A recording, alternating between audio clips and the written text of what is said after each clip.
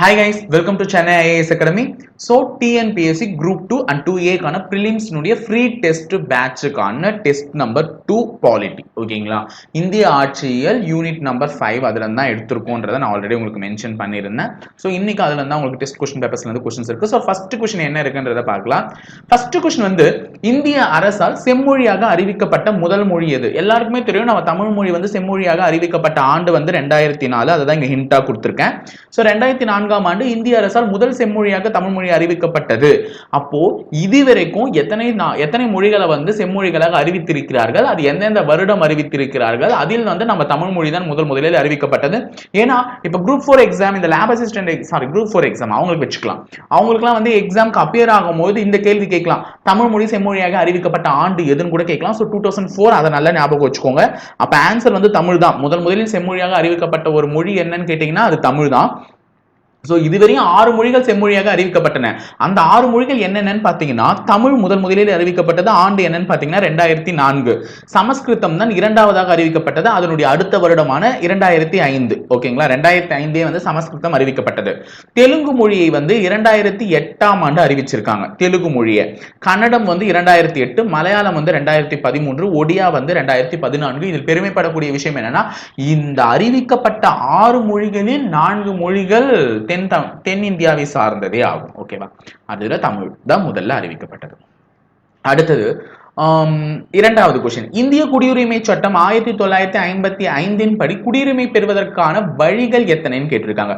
So nationality citizenship பெறறதுக்கான வழிமுறைகள் இது வந்து அது மட்டும் இல்லாம இந்திய குடியுரிமை சட்டம் எந்த ஆண்டுன்றதும் ஞாபகம் வச்சுக்கோங்க. இதெல்லாம் வந்து கேள்வியில கூற்று அப்படி வரும்ல, கூற்று காரணம் அந்த மாதிரி கேள்விகளுக்கெல்லாம் இது நம்ம பயன்படுற வகையில் அமையும். ஸோ 1955 படி இந்திய குடியுரிமை சட்டம் குடியுரிமை பெறுவதற்கான வழிகள் எத்தனைன்னு பார்த்தீங்கன்னா 5 வழிமுறைகள் தான் இருக்கு. ஸோ அது என்னன்றது தான் விடையில இங்க மென்ஷன் பண்ணியிருக்கேன். ஸோ எக்ஸ்பிளனேஷனும் கொடுத்துருக்கேன். ஸோ இந்திய குடியுரிமை சட்டம் இயற்றப்பட்ட ஆண்டு வந்து 1955. அதில் உள்ள 5 வழிமுறைகளை பரிந்துரைக்கிறது என்னன்னா, பிறப்பால் குடியுரிமை பெறுதல். நம்மளாம் இப்ப வந்து பிறப்பால் வந்து இங்கதான் born in அப்படின்னு சொல்லிட்டு ஒரு சிட்டிசன்ஷிப் கொடுப்பாங்க. ஸோ அதே மாதிரி வம்சாவளி, நம்மளுடைய வம்சாவளி எந்த நாட்டை சேர்ந்தார்களோ அந்த நாட்டை வைத்து அந்த வம்சாவளியால ஒரு குடியுரிமை கொடுப்பாங்க. பதிவு செய்தல் மூலம், அதாவது இந்த நாட்டுக்கு நான் உரியவன் அப்படின்னு சொல்லிட்டு நம்ம என்ன பண்ண ரெஜிஸ்டர் பண்ணி குடியுரிமை பெறலாம். இல்லையா இயல்பு குடியுரிமை, இல்லையா புதிய பிரதேசங்களை இணைத்தல் மூலம் பெரும் குடியுரிமை. அதாவது வந்து கம்பைன் பண்ணுவாங்கல்ல, அந்த மாதிரி கம்பைன் பண்றது மூலமா அது நான் இந்த இருந்தேன் இப்ப இதுல கம்பைன் ஆயிட்டேன், அப்ப எனக்கு இதோட குடியுரிமை வேணும் அப்படின்னு சொல்லிட்டு கேட்பாங்க.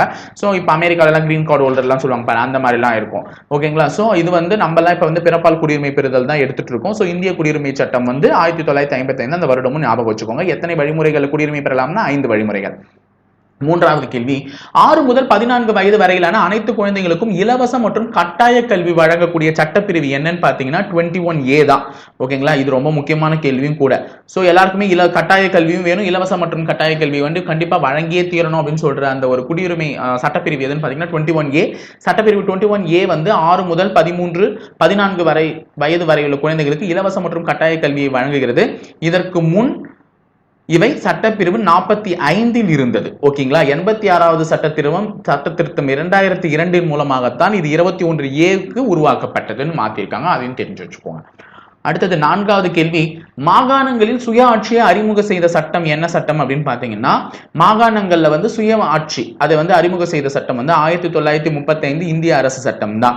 இச்சட்டம் மாகாணங்களில் இரட்டை ஆட்சி முறையை நீக்கியது. மாகாண சுய ஆட்சி, சென்னை மாகாணம்னு ஒரு காலத்துல இருந்தது, அந்த மாதிரி இருக்கக்கூடிய காலகட்டத்துல எல்லாம் வந்து மாகாணங்கள்ல இரட்டை ஆட்சி முறைகள் இருக்கும் பொழுது அதையெல்லாம் நீக்கிய சட்டம் வந்து இந்த 1935 ஆண்டு இந்திய அரசியல் சட்டம். இதுதான் வந்து மாகாணங்களில் சுய ஆட்சியையும் அறிமுகம் செய்த சட்டமாகும். அடுத்தது, இந்திய அரசியல் அமைப்பில் அடிப்படை உரிமைகள் எந்நாட்டிலிருந்து பெறப்பட்டன. ரொம்ப ரொம்ப முக்கியமான கொஸ்டின். சோ நம்மளுடைய இந்தியன் கான்ஸ்டிடியூஷன்ல இருக்கக்கூடிய ஃபண்டமெண்டல் ரைட்ஸ் சொல்லுவாங்க. அடிப்படை உரிமைகள்னா என்ன, இங்கிலீஷ் மீடியம் ஸ்டூடெண்ட்ஸ் தெரிஞ்சு வச்சுக்கோங்க. ஃபண்டமெண்டல் ரைட்ஸ், அந்த ஃபண்டமெண்டல் ரைட்ஸ் வந்து எந்த நாட்டுல இருந்து நமக்கு எடுத்துட்டு வரப்பட்டது அப்படின்னு பாத்தீங்கன்னா அமெரிக்கா. சோ எங்கெங்க இருந்து என்னென்னலாம் எடுத்துட்டு வந்தாங்கன்றதான் நாங்க கொடுத்துருக்கோம். சோ அமெரிக்கால இருந்து எடுத்து வரப்பட்டது வந்து அடிப்படை உரிமைகள் முகவுரை, அண்ட் தென் நீதி புனராய்வு. அதே மாதிரி ரஷ்யால இருந்து வந்து பாத்தீங்கன்னா அடிப்படை கடமைகள். ஸோ அடிப்படை உரிமைகள் வேற, அடிப்படை கடமைகள் வேற, அது தெரிஞ்சு வச்சுக்கோங்க. அடுத்தது வந்து பாத்தீங்கன்னா கனடால இருந்து மத்திய அரசுடன் கூடிய கூட்டாட்சி முறையை எடுத்துட்டு வந்திருக்காங்க. நெக்ஸ்ட் அயர்லாந்துல இருந்து டிபிஎஸ்பி அரசு நெறிமுறை கோட்பாடை எடுத்துட்டு வந்திருக்காங்க. ஸோ இது 5 கேள்வி. இதெல்லாம் வந்து ரொம்ப முக்கியம், தெரிஞ்சு வச்சுக்கோங்க. அடுத்தது மக்களவையை கலைக்கும் அதிகாரம் கொண்டவர் யார்? மக்களவைனா லோக்சபா. அந்த லோக்சபாவை கலைக்கக்கூடிய அதிகாரத்தை பெற்றவர் யாருன்னு பாத்தீங்கன்னா குடியரசுத் தலைவர் தான். ஸோ குடியரசுத் தலைவர் president, honourable president of our nation, அவருக்கு தான் அந்த அதிகாரம் இருக்கு. ஸோ குடியரசுத் தலைவருக்கான சட்ட அதிகாரப்படி சட்டப்பிரிவு 85 என்ன சொல்லுதுன்னு பாத்தீங்கன்னா குடியரசுத் தலைவர்கள் மக்களவையை கூட்டவும் முடித்து வைக்கவும் மக்களவையை கலைக்கவும் அதிகாரம் பெற்றுள்ளார். ஸோ அந்த அதிகாரம் வந்து ஒரு குடியரசுத் தலைவருக்கு தான் இருக்கு. ஒரு மசோதா பண மசோதாவா என்பதை முடிவு செய்பவர் யாருன்னு பாத்தீங்கன்னா அந்த இது உரிமையும் வந்து யாருக்கு தான் இருக்கு? குடியரசுத் தலைவருக்கு தான் இருக்கு. ஓகே, அடுத்தது சிக்கிம் தனி மாநிலமாக உருவாக்கப்பட்ட ஆண்டு. ஓகேவா, சிக்கிம் வந்து ஒரு தனி பிரதேசமாக இருந்தது. 1975ஆம் ஆண்டு தான் என்ன வந்துச்சுன்னு பாத்தீங்கன்னா இந்தியாவின் 22வது மாநிலம். ஸோ இந்தியாவினுடைய 22வது மாநிலமாக தான் எது உருவாச்சுன்னு பாத்தீங்கன்னா சிக்கிம். அப்போ எந்த வருஷம்? 1975 ஆன்சர். ஓகேவா, அடுத்தது 9th கொஸ்டின், சட்டமேலவையை உருவாக்கவும் நீக்கவும் அதிகாரம் கொண்ட அமைப்பு என்ன அமைப்புன்னு பாத்தீங்கன்னா பாராளுமன்றம் தான். சோ சட்டமேலவையை உருவாக்கவும் நீக்கவும் அதிகாரம் கொண்ட ஒரு அமைப்பு வந்து பாராளுமன்றம், பார்லிமெண்ட். சோ சட்டப்பிரிவு 169 சாதாரண பெரும்பான்மை மூலம் சட்ட மேலவையை உருவாக்கவும் நீக்கவும் பாராளுமன்றமே அதிகாரம் பெற்றுள்ளது அப்படின்னு சொல்லியிருக்காங்க. அடுத்தது ஆளுநரை நியமனம் செய்பவர். இது வந்து பேசிக் லெவல்ல எல்லா எக்ஸாம்ஸ்லயுமே கேட்கக்கூடிய ஒரு கொஸ்டின்.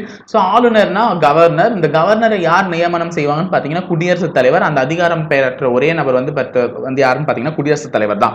அதுக்கு என்ன சட்டப்பிரிவு சொல்லுதுன்னு பாத்தீங்கன்னா 155வது சட்டப்பிரிவு. ஆளுநரை நியமனம் செய்பவர் குடியரசுத் தலைவர். ஆளுநர் மாநில அரசின் தலைவர். ஸோ இதுவும் ஒரு முக்கியமான ஹிண்ட்டுங்க. ஆளுநர் வந்து ஒரு மாநில அரசின் தலைவர் யாருன்னு கேட்டீங்கன்னா ஆளுநர். ஆளுநருடைய பதவிக்காலம் எத்தனை ஆண்டுகள்னு பாத்தீங்கன்னா 5 ஆண்டுகள் அல்லது குடியரசுத் தலைவர் விரும்புவரை. அப்ப வந்து குடியரசுத் தலைவர் இவ்வளவு நாள் இருந்தது போதும், கிளம்பினாலும் கிளம்பிடணும். அதே மாதிரி அவருடைய பதவிக்காலம் எத்தனை ஆண்டுகள்? 5 ஆண்டுகள். அது மட்டும் இல்லாம ஆளுநர் எந்த அரசின் வந்து தலைவர்? மாநில அரசின் தலைவர். சோ 11வது கேள்வி, தமிழ்நாட்டில் உள்ள மொத்த சட்டமன்ற தொகுதிகளின் எண்ணிக்கை என்னன்னு பாத்தீங்கன்னா 234. எல்லாருக்குமே தெரியும் 234 இருக்கு. சோ தமிழ்நாட்டில் உள்ள மொத்த சட்டமன்ற தொகுதிகளின் எண்ணிக்கை 234. இதுல ஆங்கிலோ இந்திய உறுப்பினர் முறை வந்து தற்போது நீக்கப்பட்டு இல்லது. ஓகேவா, ஆங்கிலோ இந்தியன் வந்து நீக்கப்பட்டுள்ளது. அதனால இப்ப இருக்கக்கூடிய சட்டமன்ற தொகுதிகளின் எண்ணிக்கை வந்து 234. அடுத்தது தமிழ்நாடு சட்டமேலவை நீக்கப்பட்ட ஆண்டு. சோ அப்ப வந்து சட்டமேலவை நீக்கக்கூடிய அதிகாரம் யாருக்கு இருக்குன்னா பாராளுமன்றம் சொன்னோம். சோ இப்ப தமிழ்நாடு சட்டமேலவை நீக்கப்பட்ட ஆண்டு என்னன்னு பாத்தீங்கன்னா 1986. தமிழ்நாடு சட்டமேலவை நீக்கப்பட்ட ஆண்டு 1986. நீக்கப்பட்ட போது சட்டமேலவை தலைவரா யார் இருந்தாருன்னு பாத்தீங்கன்னா மாப்போசி சிவஞானம். எல்லாருக்கும் சரி மாப்போசின்னு சொல்லுவாங்க. அப்போ அந்த ஐயா மாப்போ சிவஞானம் ஐயா தான் இருந்தாரு.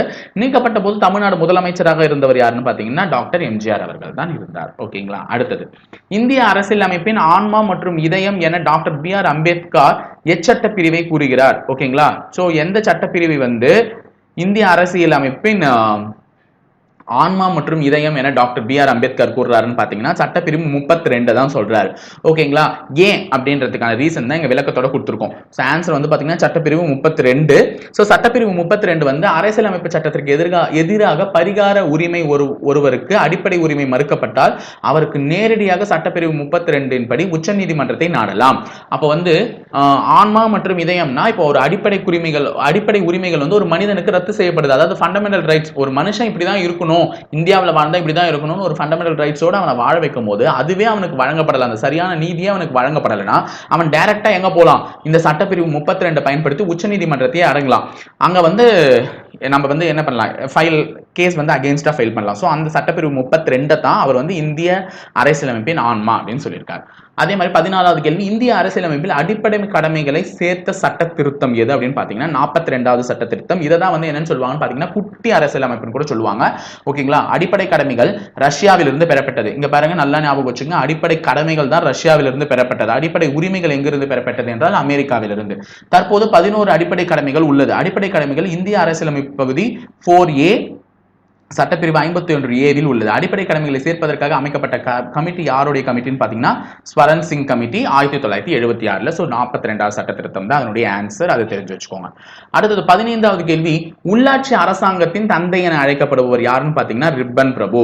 ஓகேங்களா, ரிப்பன் பிரபு தான் உள்ளாட்சி அரசாங்கத்தின் தந்தை. 1882 ரிப்பன் பிரபு உள்ளாட்சி அரசாங்க தீர்மானத்தை நிறைவேற்றினார். அது உள்ளாட்சி அரசாங்கத்தின் மேக்னா கர்ட்டா என அழைக்கப்படுகிறது. எனவே ரிப்பன் பிரபுவே உள்ளாட்சி அரசாங்கத்தின் தந்தை என அழைக்கப்படுகிறார். ஓகே, அடுத்தது 16வது கேள்வி, 3 அடுக்கு பஞ்சாயத்து ராஜ் அமைப்பிற்கு அரசியலமைப்புக்கு சட்ட அங்கீகாரம் கொடுக்க வேண்டும் என்று பரிந்துரை செய்த கமிட்டி யாருடைய கமிட்டின்னு பாத்தீங்கன்னா எல்.எம். சிங்வி கமிட்டி. அவருடைய கமிட்டி தான் 3 அடுக்கு பஞ்சாயத்து ராஜ் அமைப்பிற்கு அரசியலமைப்பு சட்ட அங்கீகாரம் கொடுக்கணும். அது ஏன்ற காரணத்தோட தான் இங்க விளக்கியிருக்காங்க. சோ எல்.எம். சிங்வி பாத்தீங்கன்னா 1986ஆம் ஆண்டு ராஜீவ்காந்தி அரசால் அமைக்கப்பட்டது. அந்த கமிட்டி ராஜீவ்காந்தி அரசால் அமைக்கப்பட்டது. எந்த வருஷம்? 1986. 3 அடுக்கு பஞ்சாயத்து ராஜ் அமைப்பிற்கு அரசியலமைப்பு சட்ட அங்கீகாரம் கொடுக்க வேண்டும் எனவும் அந்த கமிட்டியே பரிந்துரை செய்தது. இந்த பரிந்துரையை ஏற்கப்பட்டுதான் பி.வி. நரசிம்மராவ் அரசாங்கம் கொண்டு வந்த அரசியல் சட்ட திருத்தங்கள் மீண்டும் சட்ட திருத்தம் செய்யப்பட்டு பஞ்சாயத்து ராஜ் கூட்டம் நகர்பாலிகா சட்டம் என்ற இந்த சட்ட திருத்தத்துல தான் சேர்த்தாங்க. அது மூலமா எல்.எம். சிங்வி கமிட்டி தான் 3 அடுக்கு பஞ்சாயத்து ராஜுக்கு அரசியலமைப்பு சட்ட அங்கீகாரம் கொடுக்கணும்ன்றத முன் வச்சாங்கன்றது ப்ரூஃப் ஆயிருக்கு. ஓகேங்களா, அடுத்தது 17வது கொஸ்டின், தமிழ்நாட்டில் பெண்களுக்கு உள்ளாட்சி அமைப்புகள் எந்த ஆண்டு 50% இடஒதுக்கீடு வழங்கப்பட்டதுன்னா இப்ப ரீசெண்டா 2016ஆம் ஆண்டு தான் இந்தியாவில் முதலில் பெண்களுக்கு 50% இடஒதுக்கீடு எந்த மாநிலத்தில் வழங்கப்பட்டதுன்னா பீகார்ல. அதுக்கப்புறமா தமிழ்நாட்டில் 2016ஆம் ஆண்டு தான் வழங்கப்பட்டது. அதாவது பெண்களுக்கும் 50% ஆஃப் இடஒதுக்கீடு. அதுவும் அதிமுக ஆட்சி காலத்துல தான் நடந்ததுன்றத இப்போ டிவியில சில ஆட்ஸ்லயே கொடுத்துருப்பாங்க, பார்த்துருப்பீங்க. அது ஞாபகம் வச்சுக்கோங்க மனப்படமா. அடுத்தது, மாநிலங்களவைக்கு குடியரசுத் தலைவரால் நியமிக்கப்படும் உறுப்பினர்களின் எண்ணிக்கை. அது ரொம்ப முக்கியமான கொஸ்டின். மக்களவைக்கு எத்தனை பேர், மாநிலங்களவைக்கு எத்தனை பேர் என்ற கேள்வி கேட்கறதுக்கான வாய்ப்புகள் இருக்கு. சோ மாநிலங்களவைக்கு எத்தனை பேர்னா 12 பேர். சோ மாநிலங்களவை மொத்தம் 250 உறுப்பினர்களை கொண்டது. அதில் 238 பேர் மாநிலங்கள் மற்றும் யூனியன் பிரதேசங்களில் இருந்து மறைமுக தேர்தல் மூலமாக தேர்ந்தெடுக்கப்படுவார்கள். மிச்ச 12 பேரை யார் நியமனம் செய்வாங்கன்னு பாத்தீங்கன்னா யார் இந்த மாதிரி இலக்கியம், அறிவியல், கலை, சமூக சேவை ஆகிய துறைகளில் சிறப்பு அறிவும் அனுபவமும் பெற்ற 12 உறுப்பினர்கள் குடியரசுத் தலைவர்கள் நியமிப்பாங்க ராஜ்யசபாக்கு. ஓகேவா. 19வது கொஸ்டின், இந்திய அரசியலமைப்பில் நிதி நெருக்கடி பற்றி கூறும் சட்டப்பிரிவு எது? நமக்கு மொத்தம் 3 சட்டப்பிரிவு இருக்கு. இந்த 352, 356, 360. சோ இங்க அதுதான் கொடுத்திருக்கேன். இந்த 360 தான் நிதி நெருக்கடியை பத்தி சொல்லும். அப்ப தேசிய நெருக்கடி, நேஷனல் லெவல்ல இருக்கக்கூடிய எமர்ஜென்சி கூப்பிடுறது, நேஷனல் எமர்ஜென்சியை பத்தி சொல்ற சட்டப்பிரிவு 352. ஸ்டேட் லெவல் எமர்ஜென்சியை பத்தி சொல்றது 356. நிதி நெருக்கடி பத்தி சொல்றது 360. இது மூணுமே தெரிஞ்சு வச்சுக்கோங்க, ரொம்ப இம்பார்ட்டன்ட் கொஸ்டின். 20th கொஸ்டின் பார்க்கலாம். நெருக்கடி நிலையின் போதும் கூட நிறுத்தி வைக்க முடியாத சட்டப்பிரிவுகள் எவையும் பாத்தீங்கன்னா, நமக்கு எதனா ஒரு நெருக்கடி அப்படின்னா இந்த சட்டப்பிரிவு நிறுத்தவே முடியாதுன்னு அது என்னன்னு பாத்தீங்கன்னா சட்டப்பிரிவு 20 மற்றும் 21. சட்டப்பிரிவு 20 என்ன சொல்லுதுன்னு பாத்தீங்கன்னா குற்றங்கள் மற்றும் தண்டனைகளிலிருந்து பாதுகாக்கிறதுக்காகவும், சட்டப்பிரிவு 21 வாழ்க்கை மற்றும் தனிநபர் சுதந்திரம், இது ரெண்டும் தான் இந்த 2 சட்டப்பிரிவு சொல்லுது. அதனால இந்த 2 சட்டப்பிரிவுகளும் எந்த ஒரு நெருக்கடி நிலையிலும் என்ன பண்ண முடியாது, நிறுத்தி வைக்க முடியாது. 21வது கேள்வி, பண மசோதா டேஷ் அனுமதியின்றி வெளியிட முடியாதுன்னா யாருடைய அனுமதினா குடியரசுத் தலைவருடைய அனுமதியின்றி ஒரு பண மசோதாவை நம்ம என்ன பண்ண முடியாது, வெளியிட முடியாது. நாட்டின் நிதிக்கும் குடியரசுத் தலைவரே முழு பொறுப்பாளர். இவர் அனுமதி இல்லாமல் எந்த ஒரு பண மசோதாவும் நாடாளுமன்றத்தில் அறிமுகப்படுத்த முடியாது. அப்ப பண மசோதாவை நான் ஒரு நாடாளுமன்றத்திலே அனௌன்ஸ் பண்ணணும்னு நினைச்சாலும் எனக்கு ஒருத்தருடைய பர்மிஷன் வேணும். அது யாருன்னு பாத்தீங்கன்னா நம்ம நாட்டினுடைய பிரசிடென்ட் தான். ஓகேங்களா. அடுத்தது 22, மத்திய அரசின் ஒவ்வொரு நிர்வாக நடவடிக்கையும் குடியரசுத் தலைவரின் பெயராலேயே மேற்கொள்ள வேண்டும் என கூறும் சட்டப்பிரிவு என்னன்னு பாத்தீங்கன்னா சட்டப்பிரிவு 77 தான். சோ இந்திய அரசியலமைப்பு சட்டம் மத்திய அரசின் அனைத்து நிர்வாக அதிகாரங்களையும் குடியரசுத் தலைவருக்கு தான் வழங்குகிறது. ஓகேங்களா. எல்லாருக்குமே ஒரு சட்டம்னா இப்படிதான் இருக்கணும், ஒரு நிர்வாகம்னா இப்படிதான் இருக்கணும், ஒரு அட்மினிஸ்ட்ரேஷன் மேல இருந்து கீழே வரையும் ஒரு ஹைரார்கி கொடுத்திருக்குன்னா அது இப்படிதான் நடந்துட்டு போகணும் அப்படின்னு சொல்ற எல்லா பொறுப்புமே ஒரு குடியரசுத் தலைவருக்கு தான் இருக்கு. அவர் தான் அரசியலமைப்பு சட்டப்பிரிவு 77 படி மத்திய அரசின் ஒவ்வொரு நிர்வாக நடவடிக்கையும் அவர் பேரிலே மேற்கொள்வார் அப்படின்னு சொல்லியிருக்காங்க. அடுத்தது, பொறுப்பு குடியரசுத் தலைவராக பதவி வகித்த உச்சநீதிமன்ற தலைமை நீதிபதி யார் அப்படின்னு பாத்தீங்கன்னா எம் ஹிதயத்துல்லா. அந்த அவர் தான் என்ன பண்ணிருக்காருன்னு பாத்தீங்கன்னா பொறுப்பு குடியரசுத் தலைவராக பதவி வகித்தவர். சோ குடியரசுத் தலைவர் மற்றும் துணை குடியரசுத் தலைவர் பதவிகள் ஒரே சமயத்தில் காலியாக இருக்கும் பட்சத்தில், அதாவது நல்லா லிசன் பண்ணிக்கோங்க, பிரசிடென்ட் பதவியும் சரி வைஸ் பிரசிடென்ட் பதவியும் சரி ஒரே சமயத்தில் காலியா இருக்கும் பட்சத்தில் உச்சநீதிமன்ற தலைமை நீதிபதி குடியரசுத் தலைவரின் பணிகளை செயலாற்றுவார். அப்ப சுப்ரீம் கோர்ட்டுடைய ஜட்ஜ் சீஃப் ஜஸ்டிஸ் தான் என்ன பண்ணுவாரா, அப்ப அந்த பீரியட்ல இருந்திருக்காரு.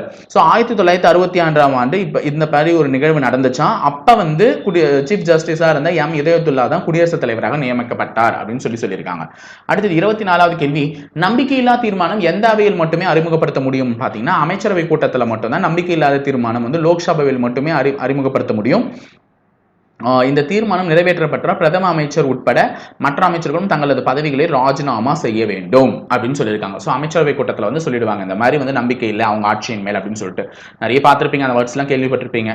அடுத்தது, இந்திய மாநிலங்களின் எல்லைகளை மாற்றி அமைக்கும் அதிகாரம் பெற்றவர் அல்லது பெற்ற அமைப்பு யாருன்னு பார்த்தீங்கன்னா நாடாளுமன்றம் தான். ஸோ இந்திய மாநிலங்களின் எல்லைகள், அதாவது வந்து தமிழ்நாடு இப்போ அங்கே இருக்கு, ஆந்திரா இப்படி இருக்குன்னா ஆந்திரா மேலேயும் தமிழ்நாடு கீழேயும் இருக்குன்னா இந்த பார்டரையும் நான் மாற்றி இப்போ கொஞ்சம் எக்ஸ்டெண்ட் பண்ணி ஆந்திராவில் நான் பிடிப்பேன்னா அந்த ஒரு ரைட்ஸ் வந்து பாராளுமன்றம். ஏன்னா அங்கே தான் எல்லா அனைத்து கட்சி கூட்டமும் நடைபெற போகுது. ஸோ அங்கே தான் பெரும்பான்மையின் மூலம் நான் வந்து இப்படி மாற்றிக்கிறேன், என்னுடைய இது வந்து இவ்வளோ தொலைவு கவர் ஆகுது அப்படின்னு சொல்லிட்டு பேசி மாற்றிக்கக்கூடிய எல்லா உரிமையும் பார்லிமெண்ட்ல தான் இருக்கு. அடுத்தது, அரசியல் அமைப்பு வரைவு குழுவின் தலைவர் யாருன்னா எல்லாருக்குமே தெரியும், ரொம்ப ரொம்ப முக்கியமான பேர் தான் அம்பேத்கர் ஐயா அவர்கள் தான். ஸோ இந்திய அரசியல் அமைப்பு வரைவு குழு அரசியல் நிர்ணய சபை வந்து என்னைக்கு வந்து எடுத்ததுன்றதையும் சொல்லியிருக்காங்க. அந்த டாக்டர் BR அம்பேத்கர் தலைமையில் அமைக்கப்பட்டது. வரைவு குழுவில் மொத்தம் 6 உறுப்பினர்கள் இருந்தார்கள். அந்த 6 உறுப்பினர்கள் பேரும் தான் இங்க கொடுத்திருக்காங்க. ஸோ அதுல வந்து வரைவு குழுவின் தலைவராக நியமிக்கப்பட்டவர் வந்து அம்பேத்கர் ஐயா அவர்கள் தான். அடுத்தது 44வது திருத்தச் சட்டம் எந்த உரிமையை அடிப்படை உரிமைகளில் இருந்து நீக்கியதுன்னு பார்த்தீங்கன்னா சொத்துரிமையை தான் அடிப்படை உரிமைகளில் இருந்து நீக்கியது. ஸோ அடிப்படை உரிமைகளில் ஒரு காலத்தில் சொத்துரிமையும் கொடுக்கப்பட்டிருந்தது. அந்த தொடக்கத்தில் அடிப்படை உரிமைகளில் ஒன்றான சொத்துரிமை பிரிவு 31A கீழ் இருந்தது. இது 44வது சட்ட திருத்தம் 1978 சொத்துரிமையை என்ன பண்ணியிருக்காங்கன்னா அடிப்படை உரிமையிலிருந்து நீக்கி பிரிவு 300A வந்து சேர்த்துட்டாங்க. இதன் மூலம் சொத்துரிமை சட்ட உரிமையாக உள்ளது இப்போதைக்கு. ஓகேவா? அடுத்தது, இந்திய அரசியலமைப்பில் 370வது பிரிவை எழுதியவர் யாருன்னு பார்த்தீங்கன்னா கோபாலசுவாமி அவர்கள். ஸோ இந்திய அரசியலமைப்பின் முதன்மை வரைவாளர் வந்து BR அம்பேத்கர் உறுப்பு 370 எழுத மறுத்தார். எனவே கோபாலசுவாமி அவர்கள் தான் அந்த 370 என்ற பிரிவை எழுதியிருக்காரு அப்படின்றதையும் சொல்லியிருக்காங்க. அடுத்தது 29வது கேள்வி, மதராஸ் மாநிலம் எப்பொழுது தமிழ்நாடு என பெயர் மாற்றம் செய்யப்பட்டது அப்படின்னு பார்த்தீங்கன்னா 1969ஆம் ஆண்டு தான் வந்து மதராஸ் மாநிலம் வந்து என்னென்ன பேர் மாறி இருக்காங்க, தமிழ்நாடுன்னு மாற்றிருக்காங்க. ஸோ மதராஸ் மாகாணத்தை தமிழகம் என பெயர் மாற்ற கோரி தியாகி சங்கரலிங்கனார் 27/7/1956 முதல் 13/10/1956 வரை 76 நாட்கள் உண்ணாவிரதம் இருந்து உயிர் நீத்தார். ஸோ மதராஸ் மாநிலம் பெயர் மாற்ற சட்டம் வந்து 1968 மூலம் 1969 ஜனவரி 14 அன்று அன்றைய முதலமைச்சர் CN அண்ணாதுரை அவர்களால் மதராஸ் மாநிலம் தமிழ்நாடு என பெயர் மாற்றம் செய்யப்பட்டது. ஸோ அந்த வருஷம் ஞாபகம் வச்சுக்கோங்க. ஒருத்தர் உயிர் நீத்து அதன் மூலமா அன்றைய முதலமைச்சர் வந்து மாற்றியிருக்காங்க, அதையும் தெரிஞ்சு வச்சுக்கோங்க.